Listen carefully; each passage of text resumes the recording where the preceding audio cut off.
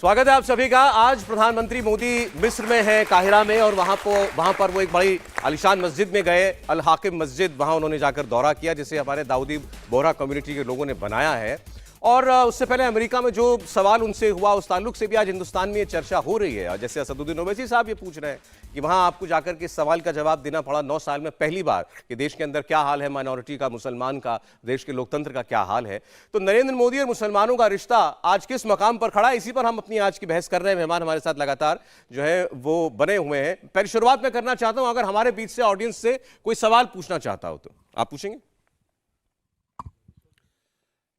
मैं मणिपुर के बारे में बोल रहा हूँ। दुनिया में ये अफवाह फैलाई जा रही है, मणिपुर जल रहा है। लोगों को ये पता नहीं है मणिपुर किस लिए जल रहा है। मणिपुर में जो लोग, अभी बीजेपी आई है उसको वहाँ सुधारने के लिए आई है। वो आज तक जो है सारा चीन का माल, जितने वहाँ पर बोरो उग्रवादी है और जाति के लोग हैं, वो चाइना के सपोर्ट में, वहाँ पर चाइना के सपोर्ट लेकर चल रहे हैं।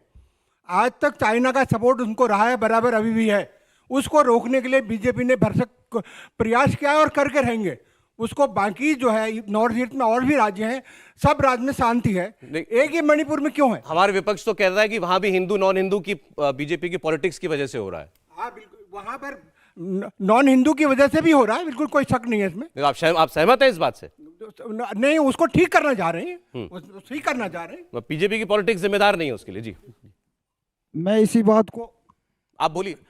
बात को आगे बढ़ाता हूँ। मणिपुर में हिंसा का कारण एक जो वहाँ का नशा का जो कारोबार है, उस पर काफ़ी हद तक रोक लगाने की भी एक वजह है। ठीक है, ये काम किया वहाँ की सरकार ने, इसलिए वहाँ पर जो लोग इससे जुड़े हुए हैं वो दंगा फसाद कर रहे हैं। और कोई आप में से? जी बोलिए। वहाँ पे ना मत्ती की जो जाति है वो 56% आगे कर दीजिए भाई। सॉरी 56% है तो वहाँ के हैं। और जो वहाँ की हाई कोर्ट ने खुद बोला था कि कांग्रेस के टाइम में इतनी परसेंट होने का इनको आरक्षण क्यों नहीं मिल रहा, और भी ज्यादा मिल रहा है, ऐसे क्यों? नहीं, तो वहां पर माइनॉरिटीज पर जुल्म हो रहा है, ये जो बताया जा रहा है, ऐसा कुछ नहीं है। ऐसा कुछ नहीं है वहाँ, तो यही जातिवाद का हिसाब चल रहा है। क्योंकि वहाँ मती की जो संख्या है 56% है। और देश में जो दूसरी माइनॉरिटी है वो आपको लगता है वो खुश हैं? देश की बाकी माइनॉरिटीज, मुसलमान हो, ईसाई हो, मैं वैसे आपसे अब देश का पूछ रहा हूँ, बात कर रहा हूँ। और समझ गया आपकी बात। देश में जो माइनॉरिटीज की हालत है उससे संतुष्ट हैं आप? नहीं, देश की, हाँ, भारत में और जगहों पर मुसलमान हैं, ईसाई हैं, सिख हैं, वो सब लोग ठीक हैं, खुशहाल है मोदी जी के राज में? खुश है, यहाँ तो सब खुश है, ऐसे कुछ नहीं है यहाँ पे, यहाँ सब खुश है।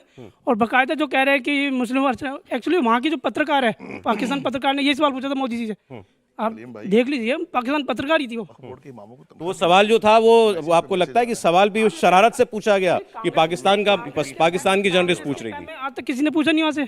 आप बताइए, 2014 से पहले कांग्रेस। देखिए, मणिपुर की बात भी हुई है। एक इंटरेस्टिंग बात इन्होंने कही कि वो सवाल किसने पूछा ये कोई नहीं बता रहा। हालांकि सोशल मीडिया पर इसकी चर्चा बहुत है।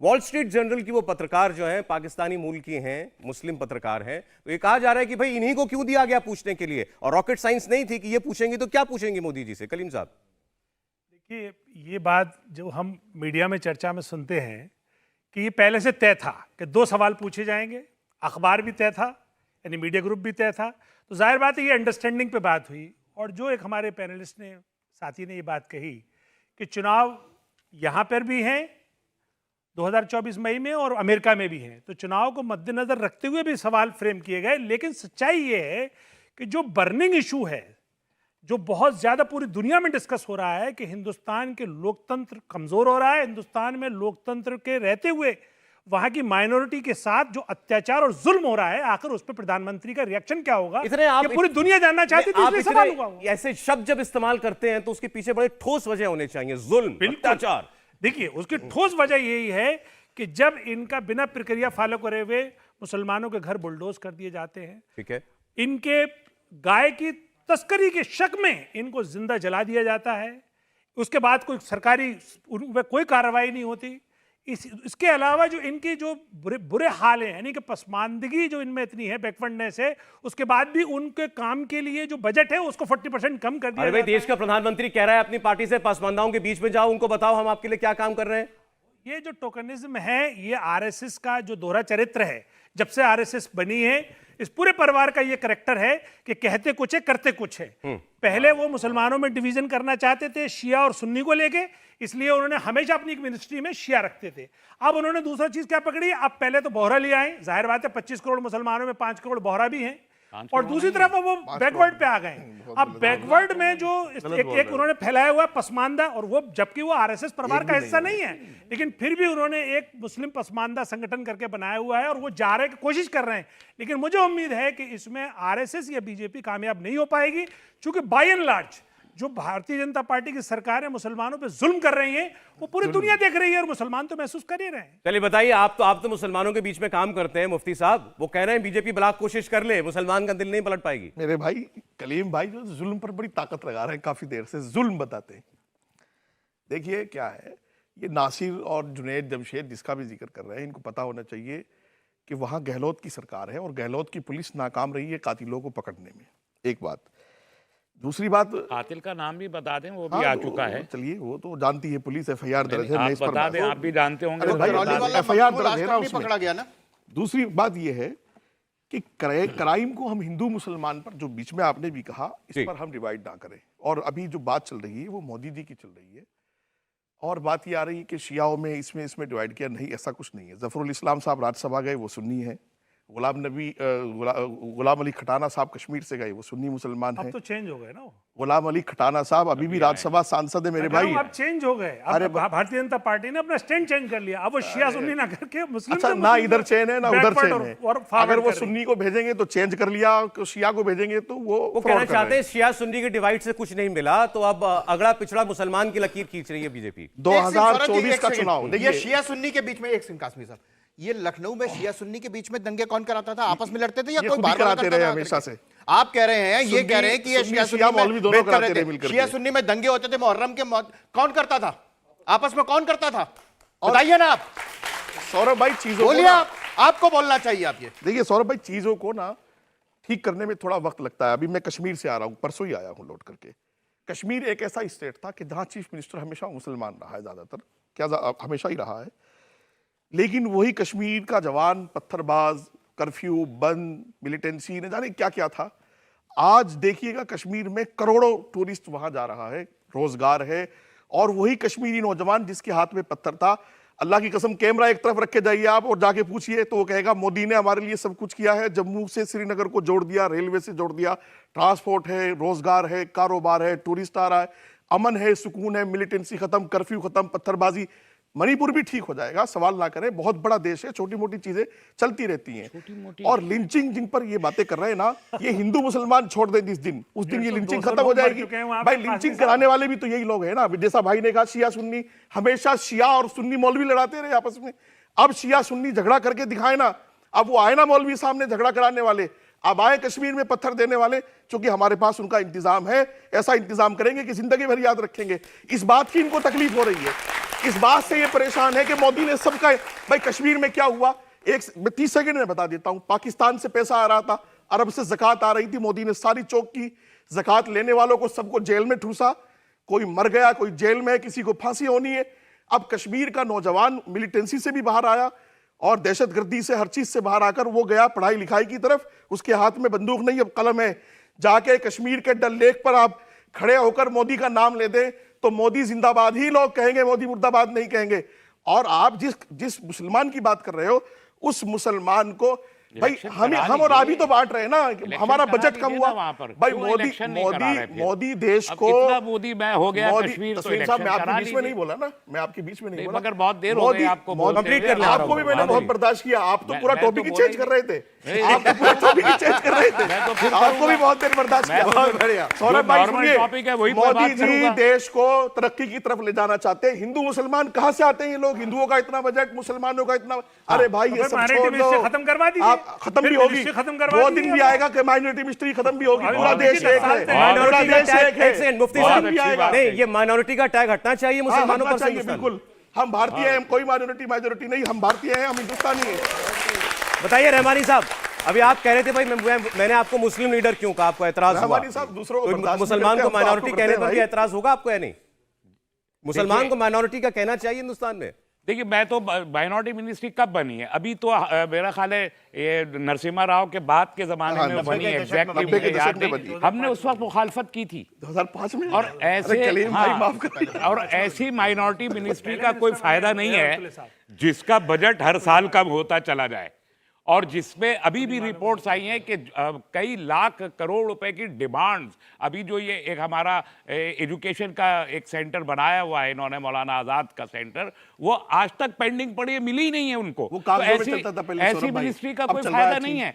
तो ये अपीजमेंट की पॉलिटिक्स मैं इसे मानता हूं। हमको अपीजमेंट नहीं चाहिए, हमें कंपटीशन में आना है और कंपटीशन को बीट करना है और उसके लिए अपॉर्चुनिटीज चाहिए। हमें अपॉर्चुनिटीज ये चाहिए कि अगर हमारे 188 मेमरान बच्चे कंपटीशन में यूपीएससी का मेन एग्जाम अगर बीट करें तो उन 188 को वहां इंटरव्यू में कॉल किया जाए, सिर्फ वहां पर 80 बच्चों को बीट को इनवाइट न किया जाए। हमें वो इक्वालिटी चाहिए, हमको वो इक्वालिटी नहीं चाहिए कि आप एक इनवाइट किया जाए, नहीं साहब, क्वालिफाई करें कि जब 50 बच्चे क्वालिफाई करें, बच्चे क्वालिफाई करें। नहीं क्वालिफाई किया है ना, जब 50 बच्चे क्वालिफाई कर जाए, उसको इंटरव्यू के लिए बुलाया जाए, बच्चे क्वालिफाई कर जाए। मुझे आप यही बता दें, मुझे आप साहब यही बता दें, रहमानी साहब, अभी आपने यूपीएससी का जिक्र किया, यूपीएससी में कितने मुसलमान बच्चे बैठते हैं इम्तिहान में? अगर देश में 15% मुसलमान है पहले और आप कितने बैठते हैं? तो क्या 15% बैठते हैं? दोनों का फर्क भी बता दीजिए। मेरा सवाल ये है दोनों का फर्क बता कि दीजिए। 50 बच्चे अगर 50 बच्चे बैठ जाएं तो यही लोग अच्छा रहमानी साहब, एजुकेशन जिहाद, सौरभ जी आप बताइए, ये इसे एजुकेशन जिहाद कहेंगे, इसे कोई अप्रूव करेगा? अगर एक माइनॉरिटी का बच्चा जिसे आप पंक्चर बनाने वाला कहते हैं, जिसे आप जलील करते हैं रोजाना कि ये अब्दुल है, जिसे आप कहते हैं कि ये जो है फल बेचने वाला, सोशल मीडिया पर गंदगी फैलाने वाले बहुत लोग हैं रहमानी साहब, पानी ढोने वाला है, उसका बच्चा जब एमबीबीएस को क्वालिफाई करता है, जब उसका बच्चा मेन एग्जाम यूपीएससी को क्वालिफाई करता है, जब वो उसके बाद आप ये कहे कि एजुकेशन जिहाद हो रहा है। अरे अपना पेट काट के हम अपने बच्चों को पढ़ा किसने कहा एजुकेशन जिहाद हो रहा है साहब? पूरा चला, कोई मुसलमान का बच्चा पढ़ लिख कर कंपटीशन क्लियर करता है, अच्छी बात है, बिल्कुल अच्छी बात है। क्या नहीं, क्या इस देश के अंदर ये भेदभाव है? एक सेकंड में पूछ रहा हूँ ना, इनके आप टेलीविजन चैनल सर ये एजुकेशन सेक्टर से जुड़े हुए हैं, एजुकेशन से जुड़े हुए हैं, बच्चों को पढ़ाता ही का काम है। सौरभ जी बना हुआ है सबका, सबने मुसलमान बच्चों के नाम पर ही तो मांगा है। सौरभ जी, एक होता है कि आप कुछ भी बोल के चले जाइए, यहाँ पर कोई कहने वाला नहीं है, कोई आप में से कोई पूछने वाला नहीं है। मैं कहता हूं आंकड़ों पर बात करें, क्या पिछले 9 साल में मुस्लिम लड़कियों का स्कूल ड्रॉप आउट कम हुआ या नहीं हुआ? एक बात सुन लीजिए ना, अभी आप हाथ खड़ा, एक सेकंड पूरा, अभी 10 सेकंड हुए नहीं, अभी 10 सेकंड हुए नहीं मुझे बोलते हुए, 10 सेकंड नहीं हुए अभी मुझे बोलते हुए। ये है इनके लिए वो ये कि ओवैसी साहब की उसमें नारे लगते हैं औरंगजेब जिंदाबाद, इनके लिए दारा शिको नहीं। हम मुसलमान का कोई विरोधी नहीं है। औरंगजेब जिसने यहाँ पे गुरु तेग बहादुर जी का शीश उतारा, जिसने छोटे साहबजादों को जिंदा चुनवा दिया, वो उसके लिए हम जयकार के नारे नहीं लगा सकते, नहीं लगा सकते हम। आप करिए उसके लिए, आप यहीं से अलगाववाद के बीज होते हैं। हम वंदे मातरम नहीं गाएंगे, औरंगजेब की मजार पर चादर चढ़ाएंगे, ये होते हैं अलगाववाद के बीज। आप मोहम्मद हामिद तो लगा लीजिए, ब्रिगेडियर उस्मान की बात नहीं करेंगे, राष्ट्रपति आजाद की बात नहीं करेंगे, कलाम साहब की उनकी बात नहीं करेंगे, दारा शिको की बात नहीं करेंगे, बात करेंगे औरंगजेब की। ये है सौरभ जी असली, आप वही बच्चों के बारे में बता रहे थे। बात बड़ी साफ सी है, आंकड़ों पर बात करो। पिछले 9 सालों में जो आप कह रहे हैं कि बजट कम हुआ है, वो बजट कोई कम नहीं हुआ। बजट एक मिनिस्ट्री से दूसरी मिनिस्ट्री में गया और इन्होंने उसको स्पिन कर दिया। अब एचआरडी मिनिस्ट्री का बजट जो है वो लड़कों स्कॉलरशिप का बजट जो है वो एचआरडी के अंतर्गत आ रहा है। माइनॉरिटी मिनिस्ट्री इन्होंने तो कह दिया एजुकेशन जिहाद कह देते हैं, हमारा बच्चा क्वालिफाई कर ले तो कि माइनॉरिटी मिनिस्ट्री का बजट घटा दिया। अब अगर वो माइनॉरिटी मिनिस्ट्री में से जो स्कॉलरशिप का बजट था वो एचआरडी में चला गया या शिक्षा मंत्रालय में चला गया तो कम हुआ क्या? वो वहां के बच्चों को मिल रहा है, वहीं के बच्चों से मिलना चाहिए था, शिक्षा मंत्रालय के थ्रू मिलना चाहिए था, सिर्फ इसलिए नहीं कि वो माइनॉरिटी है। अवस्थी साहब इन्होंने किया चाहता हूं उसका जवाब आप दें। हर बात का जवाब सौरभ जी कह रहे हैं कि हमारा बच्चा क्वालिफाई मुसलमान का कर लेता है कोई कंपटीशन, तो कहते हैं एजुकेशन जिहाद हो गया। ये कैसे आ सकता है? ये डॉक्टर कैसे बन गया? ये कलेक्टर कैसे बन गया? ये आप अपनी इंफॉर्मेशन दुरुस्त अब सब जवाब मुझसे जवाब दीजिए ना, हम तो खड़े हैं जनाब। देखो ऐसा है कि जिहाद की मानसिकता वाले रहमानी साहब हैं, हमारे लिए तो जिहाद, मुझे तो मालूम ही नहीं था जिहाद होता क्या। जिहाद के बात बड़ी साफ सी है कि रोज आप ये लोग बताइए, जिहाद पे एक बात करते हैं ये। सेकंड, आप एक बात रोजाना बताइए। करते हैं जिहाद पे ये बात। नहीं, और आपने इनको कहा मालूम कि नहीं 800 साल तक इस देश पे राज किया, फिर करेंगे। तो क्या ये आपने क्या है? इसमें आपको ये शर्मिंदा आपने कहा होने की हमें क्या शर्मिंदा, बात है? हमें इसमें शर्मिंदा नहीं, हमने शर्मिंदा लड़ा होने की है। क्या बात है? इसमें एतराज क्यों नहीं है कि आजाद 800 हुए साल तक राज किया, दोबारा करेंगे? महाराणा प्रताप हमारा है, स्टेटमेंट आपने सुना? छत्रपति शिवाजी है, मेरा स्टेटमेंट सुना आपने? महाराणा प्रताप है, छत्रपति, ये कह रहे हैं, सुनी नहीं उनकी बात। ये कह रहे हैं, फिर ये कह रहे हैं गुलाम बनाया था आपको हिंदुओं को, फिर से गुलाम बनाएंगे। ये कह रहे हैं कि इसमें बुरा क्या है? जिस वक्त यहाँ पर इसमें सोने गलत की क्या है? चिड़िया भारत को बनाया जा रहा था, जिस वक्त जीडीपी हमारा नायक है महाराणा प्रताप, जिस वक्त अखंड भारत बनाया छत्रपति जा रहा था, शिवाजी, जिस वक्त गुरु अखंड गोविंद भारत सिंह जी। बनाया जा रहा था, आप एग्जिस्ट नहीं करते थे, आपकी हम आइडियोलॉजी exist नहीं करते थे, देखो आप किसने आप आकर, बोलने एक सेकंड सर, किसने आकर, किसने यहाँ पर तुर्कों ने आकर भारत को सोने की चिड़िया बनाया था? नहीं, मुझे बताइए कि अरे लूट के ले जाते रहे इंडिया की खच्चरों पे यहाँ से गधे होते थे जीडीपी जो आज भी पाकिस्तान में उन्हीं में लाद करके ले जाते रहे। इंडिया की मैक्सिमम जीडीपी मुझे बता दीजिए। अखंड भारत, अरे भारत बर्मा से लेकर अफगानिस्तान तक कब बना? अरे बता सर, आप दीजिए। इतिहास छोड़ पढ़ते हैं? दीजिए अभी आपकी अभी हमारी बात नई को। संसद के अंदर वो एक सेंगोल रखा गया है ना, वो जिस काल में सेंगोल रखा जाता था, उस काल में भारत का कहां से कहां तक विस्तार था, वही देखा इंडोनेशिया जाए। वो था, काल, व्यापार कब तक था। उस काल की तारीख इंडोनेशिया व्यापार था। 1600 तो साल आपकी शुरुआत 11वीं सदी लूटते रहे यहाँ से, आपकी शुरुआत लूटते 11वीं रहे सदी से यहाँ क्यों से, होती यहाँ है? से। हिस्ट्री पे बात करें 11वीं सदी से क्यों शुरुआत होगी रहमानी साहब? 1600 साल चोल राजाओं ने राज किया साउथ इंडिया के ऊपर। लेकिन आपको तो कब तुर्क तक याद आए, किया? आपको 1300 तक किया। आपको तो तुर्की जो 1300 आक्रांता तक थे वो किया याद उन्होंने। आए। यही तो बात है। भाई इनका आदर्श है अहमद शाह अब्दाली। आप कहते चोल, चंगेज खां, आप कहते हैं मौर्य एम्पायर, वो है जो लूट समझ में लूट के आता ले है गए यहाँ से। क्या लूट के लेके गए? अरे सब क्या चलिए, लूट closing के comment, लेके गए? बोलिए। ताजमहल लूट के लेके गए हैं, लाल किला लूट के लेके गए हैं, लाल किला कुतुब हमारी मीनार जमीन लूट पे के लेके बनाया। गए कलीम साहब, हैं। कलीम साहब, अरे, कलीम साहब। हमारी जमीन पे बनाया, आप- हमारे आप- लोगों ने आप- बनाया, आप- हमारे पैसे से बनाया। ठीक है सर, अवस्थी साहब, एक काम की बात सुनिए। तारीख में प्रोड्यूस नहीं कर रहमानी कलीम जी साहब, बोलिए। एक काम की बात ये कि भारतीय जनता पार्टी की जो मुस्लिम विरोधी नीतियां हैं, उसका एक नतीजा ये ये मुस्लिम निकला विरोधी, इन्होंने कहा कि कि फिर से आपको गुलाम बनाएंगे। 1,78,000 बनाएंगे। मुस्लिम इस पर बच्चे किसी ने हायर object नहीं किया। एजुकेशन में कम हो गए। ये इंडियन एक्सप्रेस ने बाकायदा सरकारी आंकड़े पेश किए हैं कि 1,78,000 बच्चे जो हायर एजुकेशन में जाते पिछले साल के मुकाबले कम हो गए। ये आप समझ रहे हैं कितना डरावना सच है? सिर्फ मुस्लिम? ये भारतीय सिर्फ मुस्लिम 1,78,000 बच्चे कम हुए। ये आपकी भारत मुस्लिम विरोधी नीतियों का नतीजा है। sure? आप कब तक अपना चेहरा दिखाएंगे? अरे, मैं अरे, sure हूं। ये- चलिए। इंडियन एक्सप्रेस अच्छा, एक रिपोर्ट में इंडियन है। समय चला गया मेरे पास। आ गया इंडियन एक्सप्रेस, नहीं, आपके सरकारी आंकड़े वायर, हैं। नहीं, आपके आंकड़े हैं। New York times. चलिए, इनके ये आंकड़ों बहस पे बात आगे नहीं किसी करूंगा। और दिन और ज्यादा वक्त लेकर के करेंगे। फिलहाल धन्यवाद करना चाहते हैं स्टूडियो में आने के लिए तस्लीम रहमानी साहब, मुफ्ती काजमी साहब का, हमारे साथ अवस्थी साहब रहे, करीमुल हफीज साहब रहे। बहुत धन्यवाद आप लोगों का आने के लिए, आप लोगों का बहुत शुक्रिया। एक छोटा सा ब्रेक ले रहे हैं, लेकिन आप लोगों के लिए एक नई बहस, दूसरी बहस, पॉलिटिकल मुद्दा आज वो जो 15 पार्टियां मिली थी पटना में, उस मोर्चे को एक नया नाम मिल गया है। नाम है पीडीए। अब ये पीडीए कितनी टक्कर दे पाएगा नरेंद्र मोदी के एनडीए को, इस पर होगी बात। इंडिया टीवी हर वक्त हर जगह डाउनलोड करने के लिए सर्च करें India TV news Google play store या ऐप स्टोर पर।